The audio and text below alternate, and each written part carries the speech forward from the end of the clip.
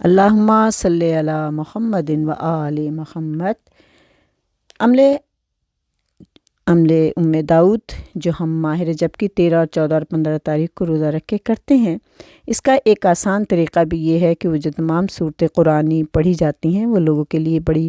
مشکل کا باعث بن جاتی ہیں، تو اس کے لیے آسان طریقہ یہ ہے کہ آپ زوال کے قریب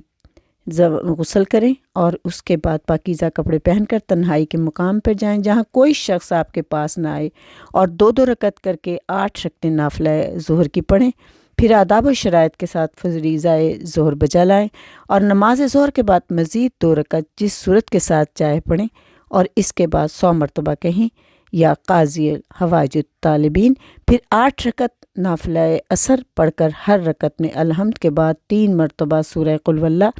اور 1 مرتبہ سورۃ انا اعطیناک الکوثر پڑھیں، پھر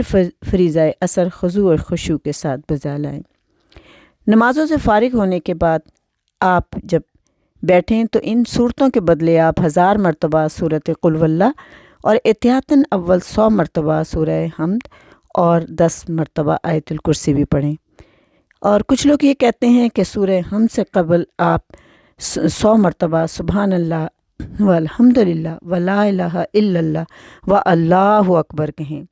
اس کے علاوہ یہ بھی کہا جاتا ہے کہ اگر ہم چاہیں کہ ماہ رجب میں ہم یہ عمل نہیں کر سکے تو ہمیں یہ چاہیے کہ ہم ماہ رجب کے علاوہ ہر مہینے کی 13، 14 اور 15 تاریخ کو روزہ رکھ کر یہ عمل کر سکتے ہیں، بلکہ جمعے کے دن یا ماہ ذی الحجہ کی 9 تاریخ جو روز عرفہ ہے یا اور متبرک دنوں میں بغیر روزے کے بھی عمل کر سکتے ہیں، لیکن اگر سوائے ماہ رجب اور ذیقعد اور ذی الحج اور محرم کی یہ دعا پڑھی جائے تو بجائے بے حرمت ھذا الشہر الحرام کے صرف بے حرمت الشہر الحرام کہیں۔ یہ ہماری دعاؤں کی قبولیت کے لیے ہے، اور میرے مولا امام جعفر صادق علیہ السلام فرماتے ہیں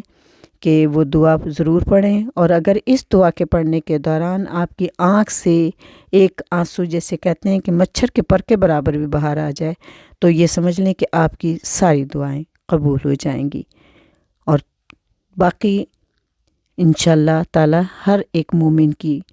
خداوند کریم دعاؤں کو قبول کرے۔ اس ذکر کے صدقے میں خداوند کریم ہمارے بھی گناہ کبیرہ و صغیرہ کو معاف کرے اور ہمارے اس کوشش کو قبول کرے، اور روز آخر محشر کے میدان میں ہمارا ساتھ پنجتن پاک 12 امام 4 معصومین کے ساتھ ہو، جناب پاک زہرا کی چادر کے سائے میں ہو۔